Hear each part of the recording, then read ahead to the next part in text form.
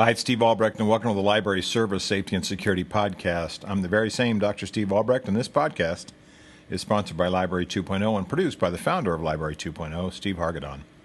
My topic for this half hour is the power of staff meetings, intelligent staff meetings, well-organized staff meetings, coordinated staff meetings. Let's talk about how you can use staff meetings as an employee and as a supervisor to make progress and to get things done, and to get away from the usual issues we see in staff meetings, which they are perceived, oftentimes by employees accurately, as a waste of time, a waste of energy, a place to come in and sit and stare at your phone while one or more colleagues or bosses talk about things that don't pertain to them or that are not going to get done and that promises aren't going to be kept. And as such, we have to have another staff meeting later on to actually get down and do the things that we talked about at the previous staff meeting. That's a waste. So let's talk about staff meetings and what we can do to make them better. A couple of ideas for you for staff meetings. One, use odd starting and stopping times.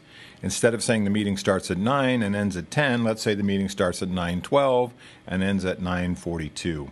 I found that odd starting and stopping times kind of perk people up. It catches their attention, and it also says we're here to get things done in a short period of time, as short as possible, short and necessary, not that it lingers on and drags on through the rest of the morning or the afternoon. But time-based agendas can help with this as well, which says, let's say we're having a 45-minute staff meeting and it starts at 9:12 and ends at 9:57, something like that, that we have a time-based agenda to talk about certain things, and we'll say we'll spend 10 minutes on this issue and 12 minutes on this issue and 15 minutes on this issue, cover as much as we need to, but we clarify that the time spent during the staff meeting is actually productive and we don't just ramble on about things. I used to go to a lunch meeting with a lot of HR professionals, and it would start at the stroke of 12 and end at the stroke of 1, and we had a time-based agenda, and someone actually rang a bell when it was time to switch over to the new topic, which is a little goofy and corny, but it worked, and we got out of there right at the stroke of 1 o'clock. If you look at the staff meeting process, most people think that either it does not pertain to them, the content does not pertain to them, or that it's going to de-evolve into a gripe session, or it's going to de-evolve into one or more people, especially the employees who like to talk a lot and to hear the sound of their own voice, to monopolize the conversation with their particular issues and not get to the things that you want. The other thing we see at staff meetings, which are a waste of time, is that people over-promise and underperform, meaning they go, I'll do that for you, or I'll do that for the boss, or I'll agree to take on that task or project, and then they don't because they get busy with other things. Part of the leader's responsibility and part of the responsibility of the meeting attendees is to make sure you keep your promises, that you do the things you're going to do, that you are responsible and accountable for your particular things that you have agreed that you're going to do by whatever deadline that you have chosen.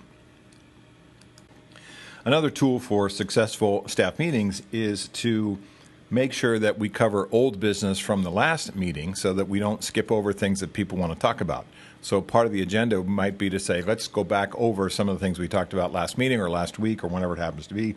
Let's kind of do an old business review, kind of like they do when they review minutes at a city council meeting that you have been to. We take care of old business before we get on to new business. The other thing which makes it really reasonable is that we set really specific goals or outcomes at the end of the meeting. So someone may recap. It could be someone who is scribing the meeting or keeping notes, could recap back to the total group through a group email, or the leader or supervisor can go back and say, here's the things we talked about, here are the deadlines, here are the due dates, here are the things that people promised, and we get those things down on paper or electronic paper or digitally so that we remember what people promised to do and that we know that those are things that are now on their to-do list to be done before the next meeting or the next discussion. So let's go over a pretty good list of the things that need or may need to be discussed at a staff meeting. And we say the staff could be a large group of people, an entire department, or a small subgroup of that same department, or individual key members of a certain department that need to get together for a certain specific project, whatever.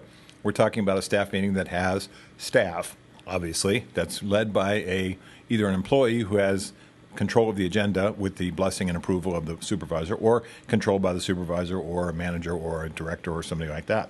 So what are some of the reasons for staff meetings in general? And are you using staff meetings as a way to cover some of these goals? One, is certainly to provide information to the staff about things that are forthcoming, about opportunities, about information they need to know for their most specific and obviously selfish subject, which is themselves. How does this particular piece of information you're giving me make my job easier, make my job more fulfilling, make my job something that I need to pay attention to for this particular issue? So one of the primary goals of staff meetings is to provide information to the group as to what is forthcoming. It could be a project, an event, an after-hours event that the library is going to stay open longer for. It could be a change in the political environment at the City Council or the County Board of Supervisors or the Friends of the Library, whoever happens to be. We're providing information. The second goal or opportunity at a staff meeting is to clear the air. It can be useful to bring people together to talk about things that are bugging them. One of the things I do as a meeting leader is ask people to come up with things that are on their, quote, bug list. What's bothering you? What are things we need to address as a group? Not things we need to talk about specifically because they're confidential or related to somebody else or have a personal nature or something like that between the supervisor and the employee in a coaching discussion or a side discussion, not for everybody to hear, but for the group's benefit. So what are some of the clearing of the air things that we can do with courtesy and tact and politeness and patience and empathy towards each other to get some stuff off of our bug list and get it solved and get some solutions created. So clearing the air takes some skill as a leader, the meeting leader, to make sure it doesn't de-evolve into a gripe session or it doesn't de-evolve into one employee picking on another employee or attacking another employee about something that's been bothering him or her for a really long time. The value of clearing the air is to say, let's get some stuff that's been sort of holding us back. It's a systems issue, a bureaucracy issue, a policy problem that we need to address because it's making some people frustrated or angry or getting in the way of their being successful at their work.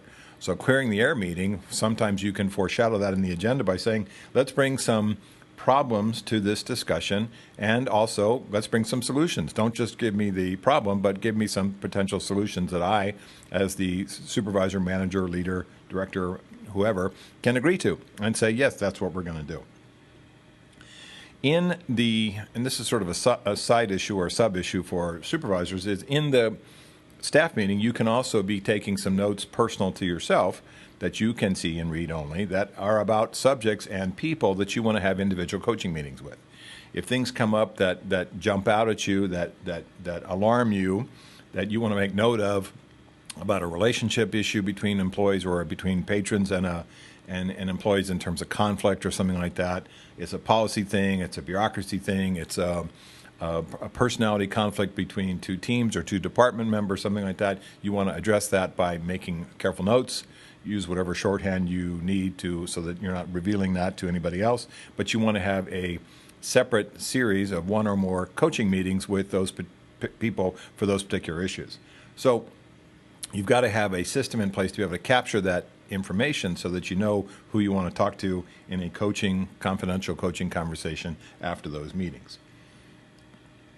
One of the benefits of staff meetings is to talk about career development. Here is a new certification program. Here's a new educational program. Here's a new tuition reimbursement program if you have that at your library, and thank God if you do, because that's a great thing for employees. Here is a new set of trainings that are coming out that are sponsored by groups like Library 2.0 or Niche Academy or anybody else that does that type of stuff that you may be able to get access to that employees don't always see. You may see it as the supervisor or the group leader for a particular thing, which could be very beneficial to the rest of the staff, and you want to give them information about it. So it's not just sending around an email saying, hey, here's this training and it's coming up, but actually talking about it, what the benefits are, why you may want to go, what the outcomes are, and what this does for you as an individual employee by hearing about this can be very useful.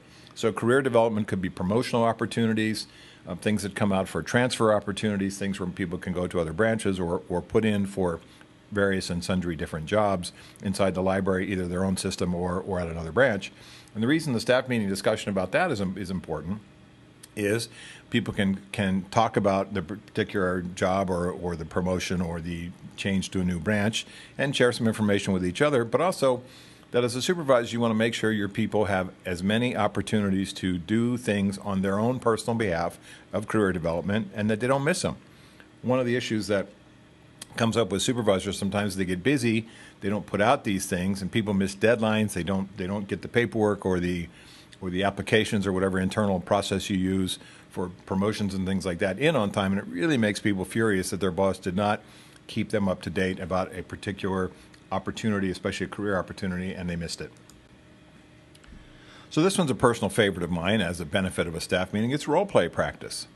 Oftentimes when I teach my training programs, when we're doing them live, when I'm standing in front of folks, one of the capstone activities I give is here's a set of about 6 or 8 different role plays of really challenging patrons and challenging patron scenarios that we have talked about during the training, but I want to turn you loose in groups of 6, 7, 8 people to actually try these out and to play the different parts. Be a parent, be a patron, be the person experiencing homelessness, be the person that has mental health issues, be the older patron, the younger patron, whatever role you want to play, and then somebody else plays the part of the employee, and we carefully, gently critique and give feedback to what we liked about what the interaction was all about and what changes we might have made. So this oftentimes requires the person who is taking on the role-playing activities to have kind of the gift of gab and to be sort of a more extroverted than perhaps other people in the group. But we want to have the opportunity for everybody, introvert or extrovert, to participate in these things and maybe go through, a couple 5-minute role plays about certain things and do it with a lighter touch, but be serious about the outcomes, and so that people learn that here is the way we typically handle this type of situation that I may face as a full-time employee, a part-time employee, a volunteer, a friend working for Friends of the Library in the bookstore, something like that, that here is our typical approach to this scenario. And the scenarios can be quite common. They can be more intense. They can involve pretty significant issues, or they can be kind of general safety and security and customer service, things that I talk about here for years and years, scenarios that we work through. This helps new employees kind of get a sense of what our work approach is, our performance culture is kind of oriented around certain types of solutions with certain types of patrons. So many times in my training discussions, people will say, well, do we have time for role plays? And it's tougher in the Zoom environment, but certainly what I try to do is, and I'll be doing this in a half-day program that I'm doing next week and the week after for 2 different libraries, is to provide the role play scenarios to the group and say, okay, in my absence, take these and run with them during the staff meeting conversation. You don't have to do them all in one staff meeting, but you can use them as kind of a wind down, as a refresher exercise, as a way to kind of energize the group before you wrap up the staff meeting. Pick some of these scenarios, fine tune them a little bit to match the culture, the issue, the type of branch that you have, the work culture approach that you have in your branch. How do we typically handle these things? And then let the group come up with some solutions. And as the supervisor, your function is to bless and say, yes, that's what we do here. I agree with that approach. I like that answer that you gave the patron in this particular role play scenario, or let's talk about some other approaches. I have some ideas that may be a little bit different about how I might handle this typical scenario. So I like using the role play practice scenarios, and I can get some to you if you want. Just email Steve Hargadon and we can get some to you that are useful. And also I put a bunch in the appendix of my library security book, which you can use. You can either take those and run with them or fine tune them a little bit, or certainly as a supervisor or talking with the group, you can say, what are the security incident reports that we've had lately? Which of these security incident reports have created kind of a repetition for a scenario, some solutions that we need to talk about so that we can address it safely and accurately and make sure we're doing the right thing on our behalf and on behalf of the patron. So a review of the security incident reports can give you some good data about what some typical role plays would look like. Speaking of safety and security, the staff meeting is also a good place to talk about new policies or, more importantly, existing policies about safety. Whether it comes to the lighting we use in the stairways, make sure the light switch is on, how we close up at the end of the day. We do a quick and careful run through the entire library, make sure folks aren't in the stairwells or bathrooms or in the stacks or hiding in the closet or something like that. What are our safety and security issues that have come up related to weather or heat or cold or things related to a change of seasons? We got kids coming in from school or no longer coming in from school because they're on holiday, whatever it happens to be, where you can talk about some safety and security issues about slip and fall stuff and footing and making sure that our elderly patrons or our disabled patrons are being safe in the environment that we have set up with things related to rugs and tables and electrical cords, all kinds of stuff. There's lots of opportunities to talk about safety issues in the library as well. It's a good discussion about the fire extinguishers and earthquake kits and blankets and first aid kits and AED machines and things that you may have at your facility. Talk about a kind of a reminder that those things exist, or talk about some upgrades or some improvements, whatever it happens to be, of a safety nature, but also a separate conversation about some of the security issues. So look through security incident reports, share some information that you say we need some answers or some solutions about these particular things because it keeps happening over and over again. A good way to talk about that in the group environment. One approach in a staff meeting is to do kind of a roundtable and to ask people to share, and this may be useful at kind of the midpoint or towards the end of the meeting, to share some ideas, positives, something good that's happened to them at the library or an encounter with a patron, something good that they've done in their personal career or even their personal life, and just have people go around and share. And here's the issue here. And I know this because oftentimes, as being an introvert in some of these meetings, I won't say very much unless I'm called on specifically.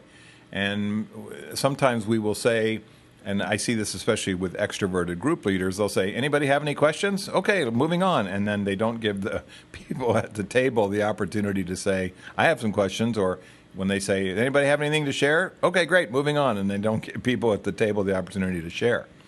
One of the approaches that the group leader, whether it's a manager, supervisor, director, or something like that, or the group leader who is an employee, needs to focus on is going around and basically polling every employee and saying, Jesus, what do you have to say? Mary, what do you have to say? Danny, what do you have to say? All the people in the room, anything to share with us, and try not to ask yes, no questions, and like, do you have anything to share with us? But flip it over to, tell us what's going on in your department, tell us what's going on in your world, tell us what books you're interested in, tell us what movies or DVDs you've seen, anything that gets people kind of talking, especially those employees who are pretty taciturn.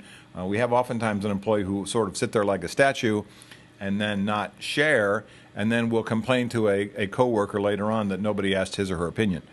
So you need to, with some tact and discretion, draw out people in kind of this roundtable approach to get them to share certain things, and maybe talking about something that interests them personally or professionally, so that we can get a sense of who they are. And sometimes people will be surprised about their interests or what they're into or their hobbies or how they spend their free time, or in it from a work perspective, they're interested in what this person uses as potential solutions for some of the things that they face as well. And the problem is sometimes we don't, because extroverts run the meeting in such a way as to sort of steamroll over everybody's comments or everybody's ability to comment, and we don't capture that. So the roundtable approach says we are going to go around the room. So I'm going to foreshadow as the group leader that I'm expecting you to share something, personally or professionally, with the rest of the group so we can wrap up this meeting on a strong note, or get some information about you or about the situation that you're facing professionally that we can give you some feedback or advice, or to approve your solution or your idea as a great one. And so the roundtable approach is really about that. Kind of keeping in the framework of the more intense staff meeting, we may, as a supervisor, have to have a come to Jesus, cards on the table, whatever you want to call it, accountability discussion.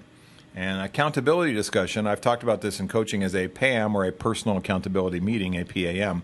An accountability meeting says to all hands, look, we're going to have to make some changes in the way we're doing business. I'm not happy about the way we're opening or closing, or how we're doing certain things in the circulation desk, or how we're doing certain things in the back office. We're getting sloppy in certain issues around service to the patrons or service with each other. I've seen enough of it to say this has to stop. I'm going to give you some specific examples and of what I don't like, and some specific solutions about what I'm looking for to be done differently. So cards on the table, speak to Jesus, not a punishment meeting, but certainly all hands on deck. We are going to do things differently going forward from this point, because I'm tired of seeing these mistakes, or tired of seeing these issues come up over and over again. So the staff meeting, it can, the function is not to turn into kind of a downer, but the function there is to say we are going to be different once we leave the room about these particular issues. And, back to that piece, it's important as the group leader running that kind of cards on the table type of meeting to have some specific examples where we don't call out people by name and say, Susie, you did this wrong, or Pete, you did that wrong, but Judy, this is all your fault. But not those types of things where we call people out, but where we use a general discussion with the overall group to say, here's some things I need all of you to take ownership about, all of you to stop doing, or all of you to do differently. I think part of the staff meeting conversation all the time is a problem-solving issue where we take one or two prioritized things, ones that are high on our priority list, and say, let's come up with the actual answer. Let's come up and move. Let's come up with an answer that moves this problem off of our list, or at least come up with some answers that we can get permission to activate from the library director or human resources or the Friends of the Library, whoever it happens to be, so that we're actually making progress on certain things. We stop kicking the same problem down the road, so to speak. So those problem-solving discussions, pick one or two things that you can talk about in the time frame that you have, which are high-priority problems which need to be solved, and you come up with solutions at that point. You can also talk in the staff meeting about delegation and how you plan to delegate to certain employees specific things, and make sure that they know that that's what the conversation's about, and that you talk to the employees about what your expectations are in delegation, that they're following through, that they're coming to you with issues before the deadline, that they are looking at the same quality levels that you want to have in terms of the finished activity. So you can use the staff meeting to talk about delegation and your reasons behind delegation, not just that you're dumping stuff on people or that you're pushing work onto other people that are already busy, but that you have a rationale for why you have chosen certain folks based on their skill set, their experience, whatever it happens to be. Certainly, you can use the staff meeting to talk about new policies and procedures. We've come up with some additions to the Code of Conduct. We've come up with some additions to how we open or close the facility. We've come up with some new ways to how we handle this particular patron issue or this particular technological or IT issue, whatever it happens to be, and we've got a new policy about it, and here it is. And one of the ways that we describe or discuss the new policy is to remind employees about my sort of biggest bugaboo in group meetings, which is idea killing. And what you say to employees before the meeting is, look, we're not here to bash this policy. It is what it is. This has come down from on high. It's come down from city council or county board or Friends of the Library or the director. This is what we will follow. Now, you may have some concerns about how to do it, but we're not going to change it unless something dramatic happens going downstream. We need to make sure that we're all on board with doing this policy. So in other words, kind of like they say, you don't have to love it, you just have to do it. So you can foreshadow a new policy, talk about the pros and cons, but don't let it turn into a gripe session and say, this is the one we're going to, this collection of policies or this particular one is what we're going to start following. So I want you all to get on board. One of the benefits of the staff meeting is our ability to introduce new employees and maybe get some things from them that they enjoy to do in their personal and professional lives, their experience with certain things, where they worked in certain libraries or not. So the staff meeting can be a little bit stressful for the new employees, but we want to include them immediately into our conversations. We want to include them immediately into our discussions. Their solutions have come from their work experience and the diversity that they bring to our workforce, and we want to encourage that. So we use the staff meeting process to introduce and talk with new employees and get them to see how the rest of us kind of do our business, and that would also set up a series of coaching meetings, one or more coaching meetings that you may have as part of your onboarding and new orientation, new employee orientation with that new employee, as using the staff meeting as kind of a jumping off point. You may use the staff meeting to introduce a new survey project. You may have a survey project which is done by your particular city or county or your library district or agency, and we're doing this survey for all employees, and it's about IT, or it's about security, or it's about service, or it's about some internal benefits issue that comes from our HR department. So foreshadowing and kicking off the survey project can answer some early questions for people, can remind them that it's forthcoming, what the due dates are, things like that. You may also use the staff meeting to introduce consultants. Folks like me show up sometimes to do site security surveys or other types of assessments, quality of work-life assessments, 360-degree feedback discussions, things like that, where I may meet with groups of employees to get information. So I always ask my clients if I'm going to be on site at the particular library to introduce me, show my picture, or have me on the phone by conference call, or have me in the room we can, to say, this is Steve and this is what he's going to be doing over the next couple of weeks here at our library. So if you can introduce consultants and consulting projects so that people know, hey, I'm going to be expected to answer some questions, I'm going to be expected to participate in a survey, I'm going to be expected to have one-on-ones with the consultants about certain business issues that we're facing, that will make things go a little bit smoother for everybody. The staff meeting is also a great place to introduce new protocols around the facility. We're getting a new paint job. We're painting the outside of the building. We're going to resurface the floors. We're tearing out the old IT routers and servers and putting in new ones. We're recarpeting this particular part of the building. And so this will happen on this particular time and date. And so we foreshadow to the employees about the possible inconvenience, the safety hazards, things they need to pay attention to. They may have to come in at other parts of the building besides the main entrance that they always use, or the rear entrances they always go to, because there are some facility improvements, some construction improvements, some maintenance improvements that are coming. Again, the issue there is that the employees want to know about things that affect them, and that's the best place to talk about it before these things show up. We've all seen examples where the employees get to work, maybe this has happened to you, and the parking lot is being resurfaced and retarred and restriped, and there's no place to park. And you're like, when did this come down the pike? When was this going to happen? And we didn't talk about this 2 weeks before to know that on Tuesday morning it's going to close our parking lot all the way until Friday. Those types of things need to be talked about in the staff meeting discussion as well. If we kind of go back to the cards on the table, all hands on deck, I need to make certain that we all understand certain policies. The staff meeting is a good place to kind of reaffirm what I would call kind of the big six, which is service issues, attitude issues, team issues. Those are kind of the major themes. Policy and procedure violations, but also that we look at something really kind of basic like attendance. Let's talk about our time clock policy. Let's talk about our time card policy. Let's talk about our electronic time cards and how they work. Let's make sure that we're not having people stay here after hours and do work that's not compensated. That's illegal, and it's not what we want you to do. You leave at closing time like everybody else. So let's reaffirm our opening policy. Let's reaffirm our closing policy.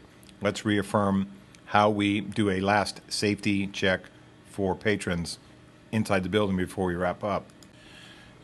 When I talk to new supervisors, one of the things they get the most frustrated about is the idea of employees do not manage their breaks, lunches, when they arrive, when they leave appropriately and effectively.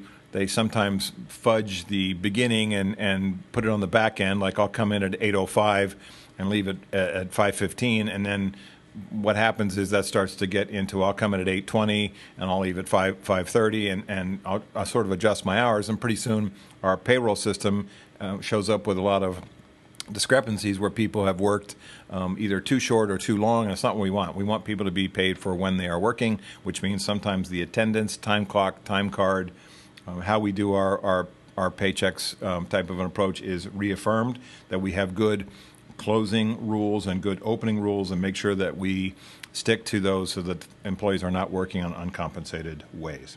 So when I look at the staff meeting concept, it has been spoiled and ruined sometimes by being too long, by being too windy. It just goes on with topic after topic. It doesn't have an appropriate agenda, which is time-based, and there's not a focus on the agenda. Certain employees who love to hear the sound of their own voice can hijack the meeting, either with griping or with long-winded discussions about things. Certain supervisors like to hear the sound of their own voice too, and they don't keep on the agenda, and they talk and talk and talk about stuff, and they lose the audience and they lose the attention of the people they're talking with, their staff. So it really behooves, whether you're the meeting leader, and you don't necessarily have to be a supervisor to be the meeting leader if you have subject expertise and are covering something in the staff meeting, or the actual supervisor, manager, director that's running the meeting, that you value the time of your employees and that you come away with focused goals, and that people keep promises that they have made in previous staff meetings, or they keep promises that they have made in this particular staff meeting. That we take care of old business, that we focus on new opportunities for people to get information about their job and their careers and their success in the organization.